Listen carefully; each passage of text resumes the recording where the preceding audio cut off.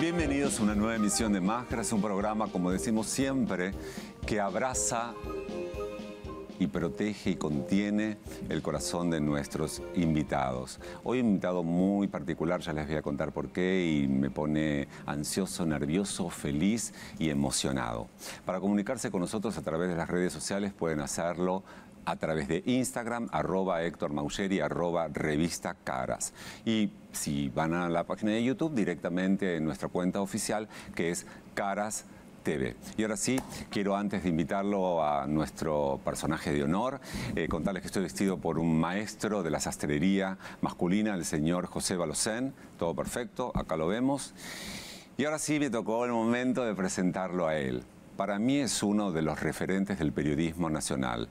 Es conductor, periodista, se inició en la gráfica, fundó una revista, Apertura, lideró durante más de 21 años las mañanas de Radio Mitre, con un éxito arrollador. Pero de todas maneras es algo que a mí siempre me llamó la atención. Nunca se quedó en la comodidad.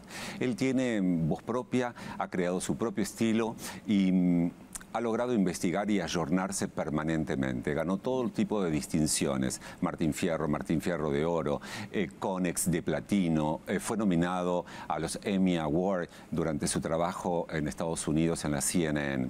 Él es único. Él es Marcelo Longobardi. Por favor, venga, que me tiene nervioso. Estoy nervioso. Estoy nervioso, pero por supuesto que sí, porque para mí, escúchame, encontrarme contigo, una eminencia del periodismo, un gran entrevistador. Digo, ¿y yo cómo voy a quedar ahora? Es toda una exageración. Gracias por estar acá, lo valoro, pero para recibirlo. Yo vine muy reo, digamos. No, por favor, mira qué elegante, ahí estamos. Así que estoy feliz de verdad y muy emocionado de que estés aquí. Muchísimas gracias, te invito a pasar, a sentarse, sí okay. Señor. Genial. Vamos a iniciar un viaje y voy a empezar de una manera distinta. Generalmente mis invitados, cuando se sientan en este lugar, comenzamos a hablar un poco de la profesión. La gente ya sabe que es un profesional de excelencia. Yo te voy a hacer dos preguntas. ¿Quién es Marta? ¿Quién es quién? Marta. ¿Es una prima? Marta es una tía. Una tía. ¿Y quién es Ofelia? Mi mamá. Ok. Hay una conexión entre tu tía y la cara, ¿eh?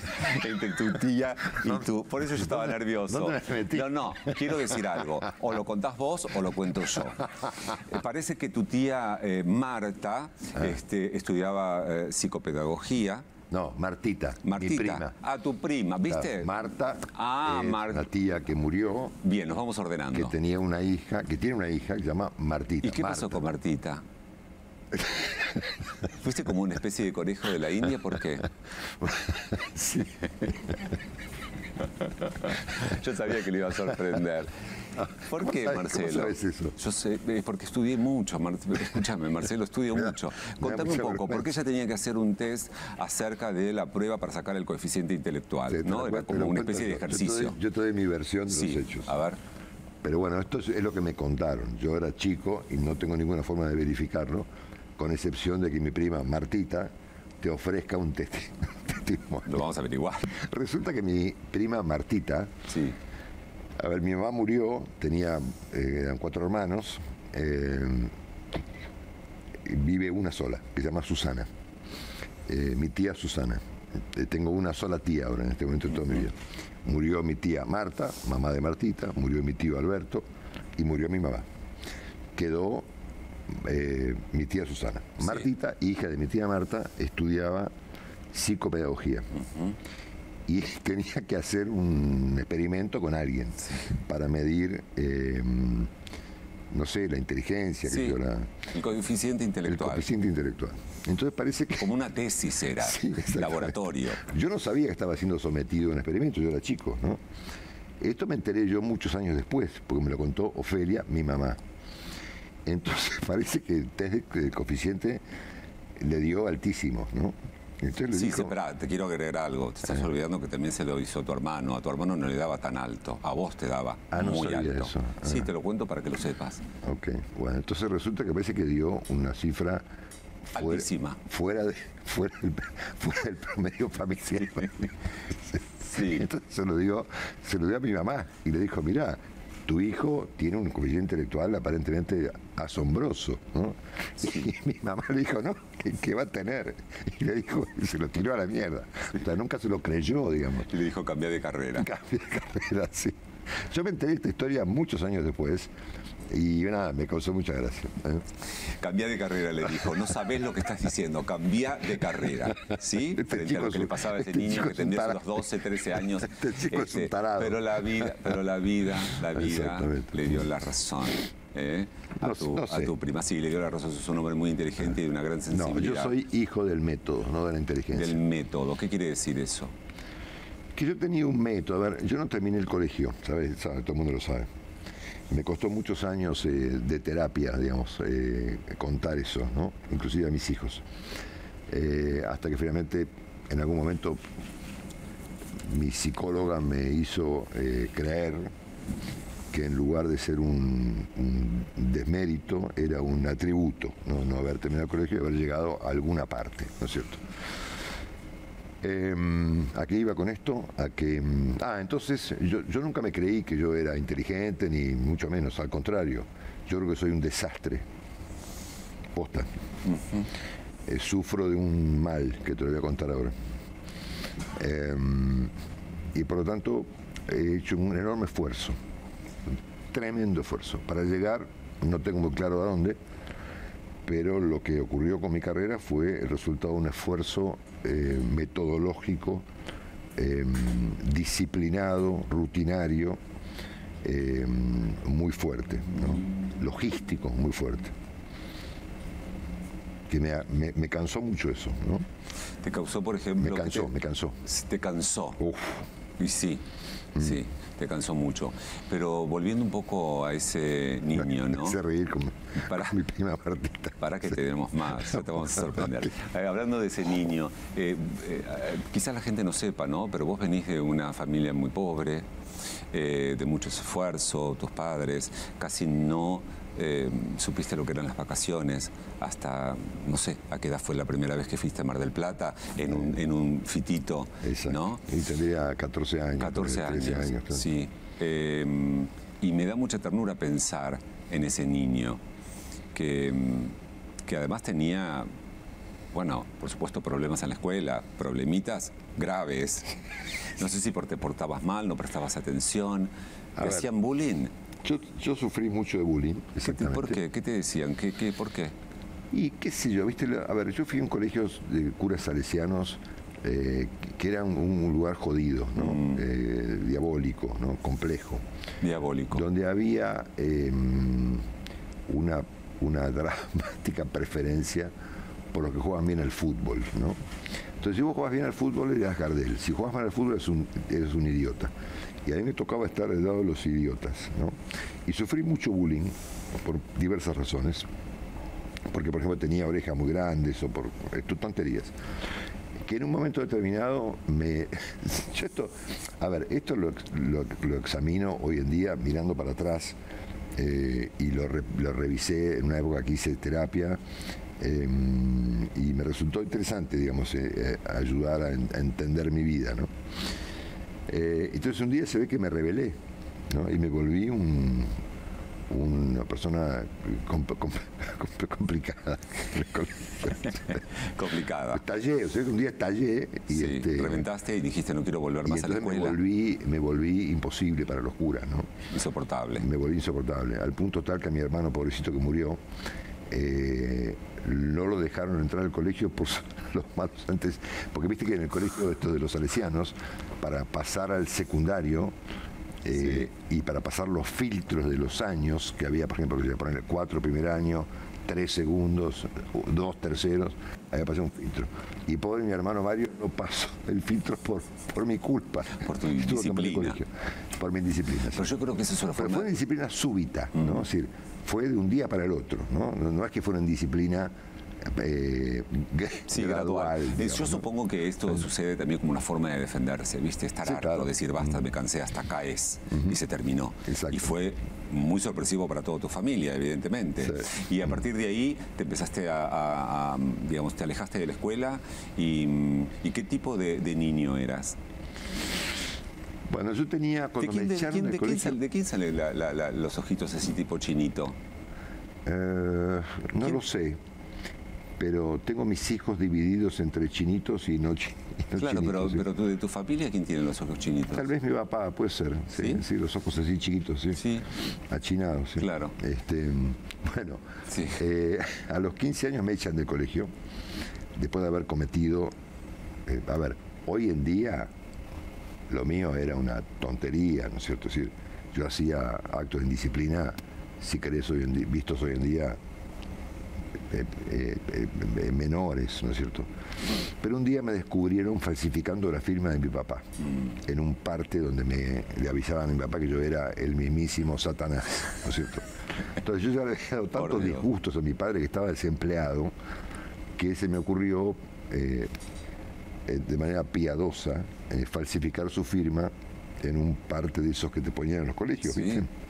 Entonces, por querer hacer bien la firma, la empecé a en vez de hacer fum fum, digamos, Sí. empecé a tratar de hacerla exacto y me pasé de tinta. Exacto. Y entonces el padre Chart, que era un tipo bastante malo conmigo, se dio cuenta. Entonces me agarró de una oreja y me depositó a una cuadra del colegio. Te juro por Dios, Pero me agarró una oreja y me llevó. El colegio estaba en la calle Qué Solís y monstruos. Alsina, me dejó en Solís y a Hipólito Yrigoyen, así en la oreja. Entonces tuve que volver a mi casa, tocar la puerta y decirle a mi viejo, que estaba desempleado, que me acababan de echar del colegio. Y para evitar una catástrofe mayor, Sí. le dije, no te preocupes, hoy me voy a trabajar. Entonces agarré el Clarín y me busqué un empleo, y al día siguiente tuve suerte de que tenía un empleo de cadete en una empresa, y a partir de ahí empecé a entender, hice muchas cosas en mi vida, ¿no? Muchas, antes de ser periodista, como muchos de los periodistas de mi generación, ¿no? Que nos fuimos a la facultad a estudiar periodismo. Y esos trabajos que yo conseguí, que fueron muchos, después me di cuenta con el paso del tiempo cómo habían influido en mi carrera, ¿no? Es muy interesante eso, ¿no? Y de todas las historias recontralocas que me pasaron en mi vida, muchas historias muy locas, te voy a contar la más loca de todas. A ver. Yo fui ahí empleado como cadete en una empresa de unos ingleses llamados Taylor, que eran importadores de materias primas del plástico, y eran 3 socios, 2 ingleses que creo que nunca me dirigieron la palabra, y una señora alemana, heredera de Himmler, ¿entendés? Llamada Erika Bosch, que era como un teniente de caballería, ¿no? Con los años yo entendí que había aprendido mucha disciplina de esa gente, ¿no? Pero bueno, me trataban como un cadete. Yo tenía 15 años y iba a comprar sándwiches. El chepibe, iba a la bolsa a comprar el diario Paciano Taylor.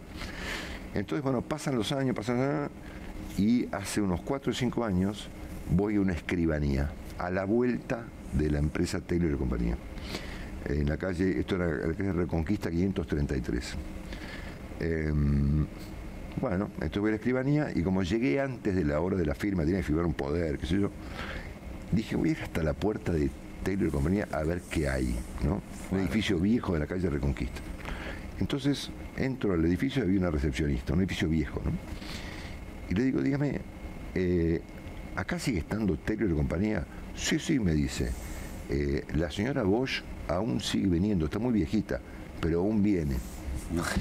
No me diga. Usted es Longobardi, ¿no? Sí, yo soy Longobardi. Claro, dicen acá en el edificio que usted trabajó acá. Sí, sí, yo trabajé acá.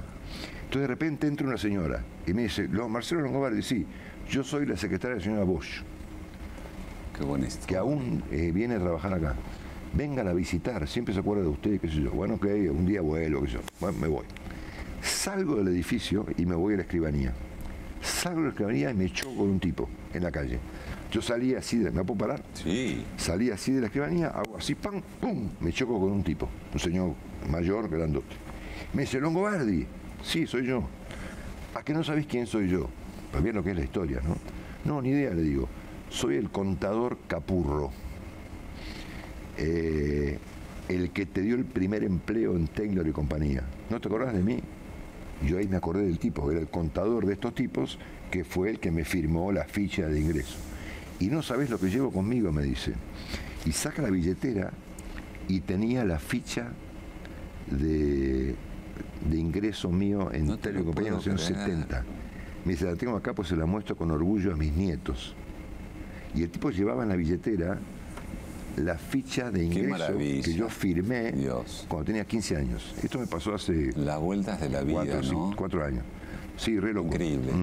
Y es re loco también porque quiero presentarte a alguien que desde una imagen y quiero que me digas si lo reconoces. A ver, por favor. Qué horror, Dios mío. Mira lo que es ese niño Longobardi, por favor. Yo, antes de volverme un terrorista. Sí. Ahí se te ve tan bueno, sí, claro, tan amoroso, tan educado, como engominado, sí, ¿no? Muy formal. Me encanta que te diviertas y que te sorprendas. Porque tenemos ahí, no sé, qué sé yo, 10 años. ¿Qué? Sí, más o menos, o quizás un poquito menos. Pero además, mirá la ropita. Sí, sí, así se iba al colegio en esa época, ¿no? Quiero que me cuentes un poco. Sos un gran papá. Sos un gran papá. Tenés 6 hijos. Contanos un poco de tu rol de papá. Porque, además, estos 6 hijos atravesaron diferentes momentos de tu carrera y diferentes tiempos. Seguramente en algunos estuviste cuando fueron bebés, otros ni te conocieron. Sí. Otros te conocieron de grande. No. A ver, yo fui un workaholic total, hasta un determinado día. Yo tenía 3 hijos varones. Tengo 6 hijos de diversas parejas, ¿no es cierto? 6 hijos, 3 parejas. Y yo, imagínate que en los años 90, que yo empezaba ya con mi carrera a full, tenía una vida muy clásica, estaba casado con mi exmujer Dolores, un encanto de persona. Todavía me deja entrar a su casa sin tocar la puerta. Mira. Y tuvimos 3 hijos. Habrá sido muy bueno entonces vos. Creo que sí. Tuvimos 3 hijos y yo trabajaba todo el tiempo, ¿no? Tendría entre los 30 y los... Estabas en esta construcción. Yo creo en eso, ¿no? En esta construcción, esa disciplina de transformarte. Estaba en una carrera sí. disparatada, qué sé yo, Canal 9, Romay, Haddad y Longobardi, los 90, sí. Era todo un gran quilombo, bueno. Era el fin del monopolio de Neustadt y Grondona. Que vos trabajaste con él, ¿no? Yo trabajé con los dos, exactamente. Por ahí empezamos con Haddad, un programa que irrumpía, digamos, en el monopolio que ellos tenían de la televisión política, digamos. Y un día me rompí un tobillo jugando al fútbol. Entonces me tuve que ir en mi casa durante unos cuantos días con la pata para arriba enyesado. Y ahí empecé a descubrir cosas que yo no conocía, ¿no? O sea, el ruido de una aspiradora, qué sé yo, ver llegar a los chicos del colegio, ¿no? Yo trabajaba en la radio, en la tele, a la noche, a la mañana. Yo hacía 2 programas en Canal 9, hacía radio todos los días, era un disparate, ¿no? Entonces ahí empecé a entender que el workaholismo, si existiera tal defecto, digamos, era una locura, ¿no? Entonces empecé a moderar un poco mi vida y al poco tiempo me separé. Y a mí la separación me produjo con mis hijos una tremenda culpa, tremenda. Entonces me volví, como consecuencia de esa separación y de haber sido un padre un poco, no automático, porque nunca fue así, pero un padre ocupado, ¿no es cierto? Entonces empecé a, no te digo sobreactuar, porque no fue una sobreactuación, pero sí a tener un papel muy presente, ¿no? Iba, no importa dónde estuviera, iba todos los días a las 5 de la tarde de Tortuguitas a buscar a los chicos al colegio. Interrumpía reuniones y salía con el auto a 180 por la Panamericana para buscar a los chicos al colegio, todos los días, o casi todos los días. Como si quisieras recuperar ese tiempo que no le puedes dar. Exactamente. Pero espera, hagamos una pausa y volvemos porque tengo mucho y muchas sorpresas para vos. Ahora volvemos. Bueno, el radicalismo está en crisis. Ha entrado ayer en un profundo colapso, según analizamos aquí con Daniel en el comentario. ¿Cuál es su opinión? El Chaco vivió ayer el día más violento de su historia. Quemaron 3 juzgados, quemaron la casa del jefe de la bancada radical en la provincia. Tuvimos después del cacerolazo una reacción de algunos integrantes del gobierno que provocó aún más irritación en algún sector de la opinión pública argentina. Cuya historia es muy fuerte, muy interesante y muy inspiradora, sobre todo para nosotros, que nos pasamos la vida quejándonos. En el plano político, las elecciones tienen la misión de ordenar.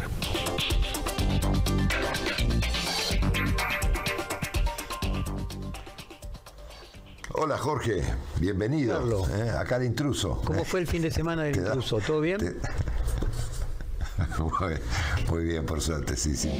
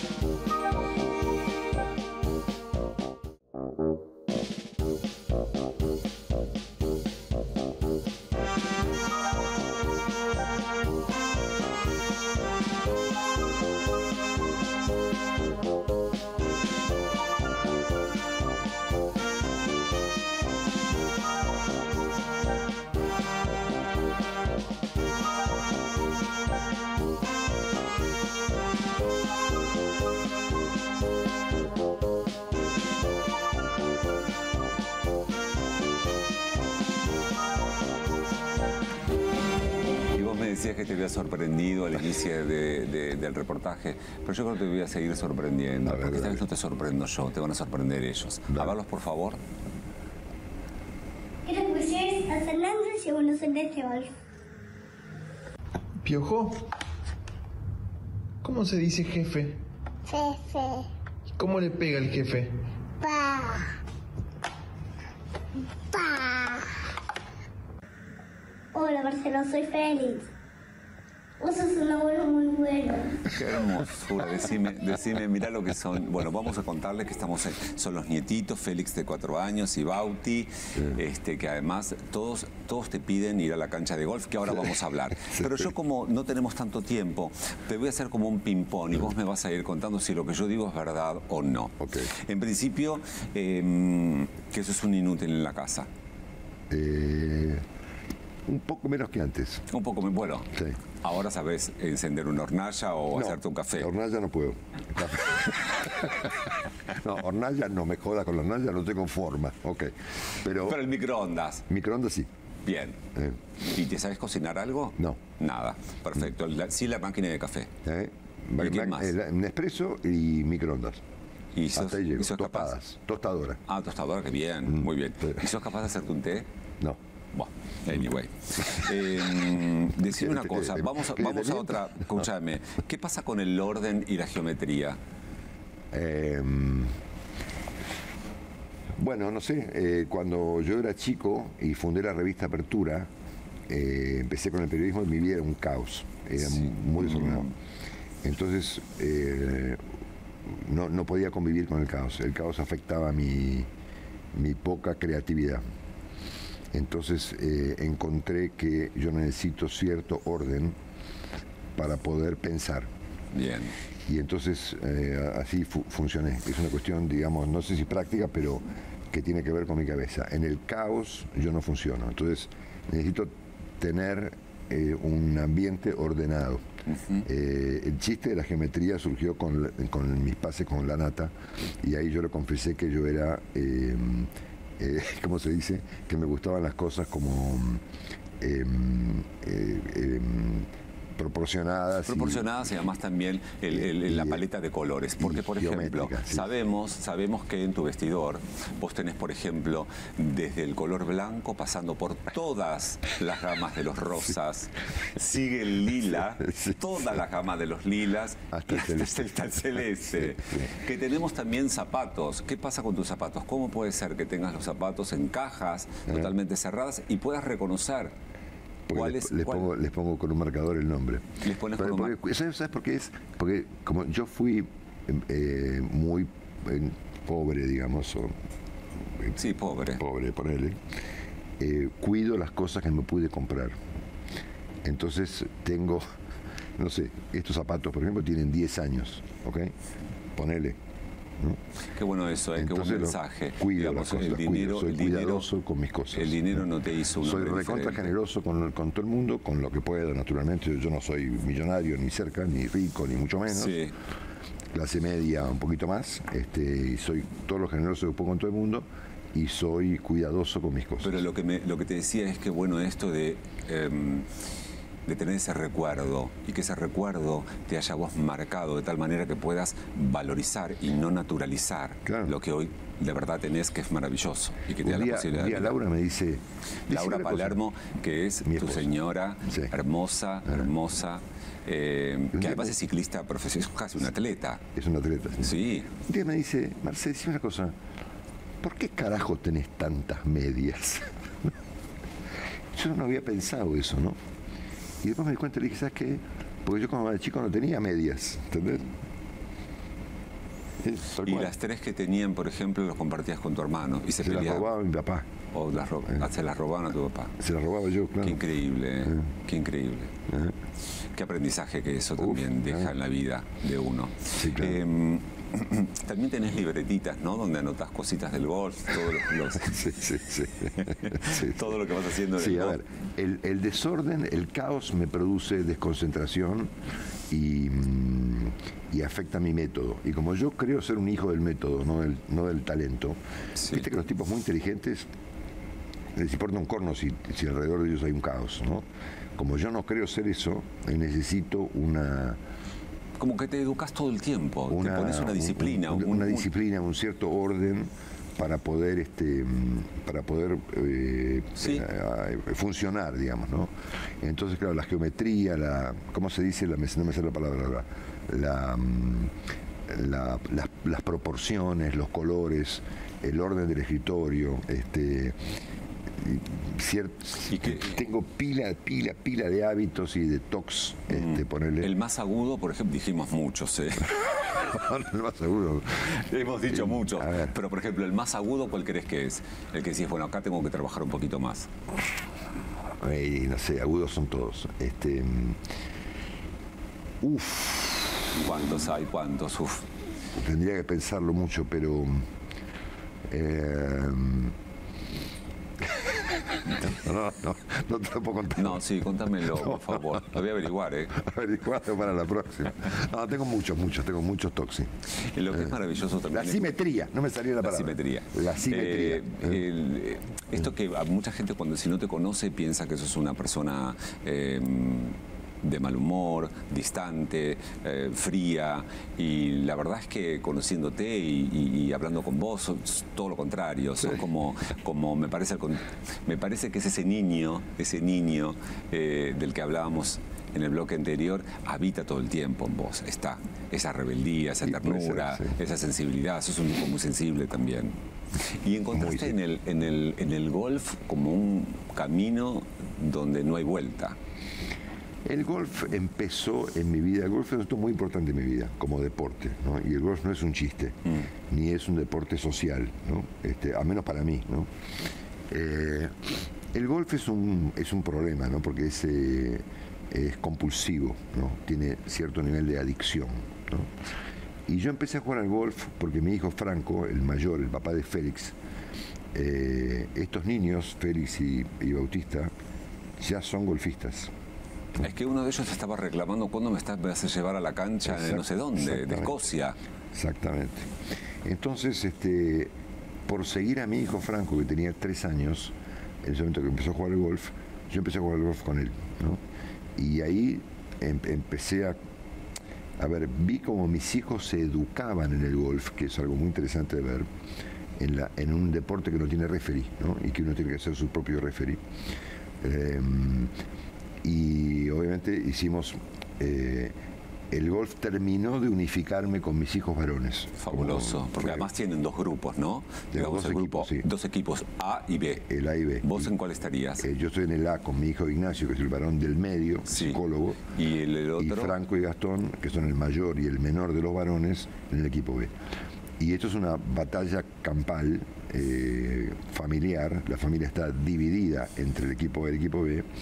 Y ahí está, mirá. Ahí están los 3. Oíme, el del medio es mi compañero, Ignacio. Y es verdad que pedía que, por ejemplo, están apareciendo los nietos. Tenemos también una foto de la nietita que es hermosa, divina, rubia. Alina, hija de Franco. Ahí la vamos a ver. Y es verdad que ya están anotados en qué equipo. Sí, exactamente. ¿Sí? El hijo de Ignacio, este es Alina. ¿Y ella en qué equipo está? No, ella ninguno todavía. No, ¿Y crees que estará en el del abuelo? No sabemos, por el momento es un equipo de hombres. Sí. Bueno, a ver, el hijo de Bauti, hijo de Ignacio, pasa al equipo de Franco. Y él, que es Félix, hijo de Franco, pasa a mi equipo. Ya ¿Y está hace resuelto cuántos eso. años que recorres el mundo? 20 años. 20 años que recorres el mundo con tus hijos de manera casi profesional. No, profesional. Bueno, pero vos no jugaste con Tiger Woods. Yo jugué con Tiger Woods, sí. Bueno, escúchame, hay que jugar con él, ¿o no? Una experiencia terrible. ¿Sí? Alucinante, sí. Tuve la fortuna... ¿Pero sos bueno o fue alucinante porque fue un papelón? No. Soy bastante bueno. Ah, muy bien. Mis hijos son muy buenos, muy buenos. Franco, el mayor, estuvo casi camino a ser profesional. Muy bien. Y son hoy jugadores de amateurs, pero de mucho nivel, los 3. Yo, para la edad que tengo, me defiendo bastante y lo paso muy bien jugando con ellos en cualquier circunstancia. Me acordé de unos TOC. Por ejemplo, ¿qué tenés arriba del escritorio que esté relacionado con el golf? Arriba del escritorio relacionado con el golf. ¿Puede ser que tengas unas banderitas? No, eso es... no, tengo las banderas, los banderines. Banderines. De muchas de las canchas que jugué en el mundo con mis hijos. ¿Y qué pasa, por ejemplo, con el tenés un armario especialmente para las remeras de golf? Que las tenemos, las podemos mostrar.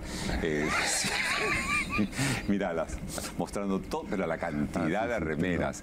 ¿Las perchas son iguales? Son iguales, son exactamente iguales porque obviamente es completamente intolerable que una... Es verdad, es intolerable, en serio. Intolerable que una remera quede más arriba. Y lo que sería peor es si están, por ejemplo, veo que están todos los cuellos puestos y alineados. Al mismo lado, claro. ¿Qué te parece? No habría... me vuelvo loco, no duermo. No te rías. Sí. Bueno, pero esto tiene una historia. Cada una de esas remeras jugó un determinado partido en algún lugar del mundo. Y en algunos casos son remeras que para mí tienen una historia, porque he ganado o perdido partidos con mis hijos. Museo. Es un museo de remeras. Museo exactamente. Sí. La verdad. Y además sos coleccionista. Tengo colecciones de cosas. Sí, colecciono CDs. CDs.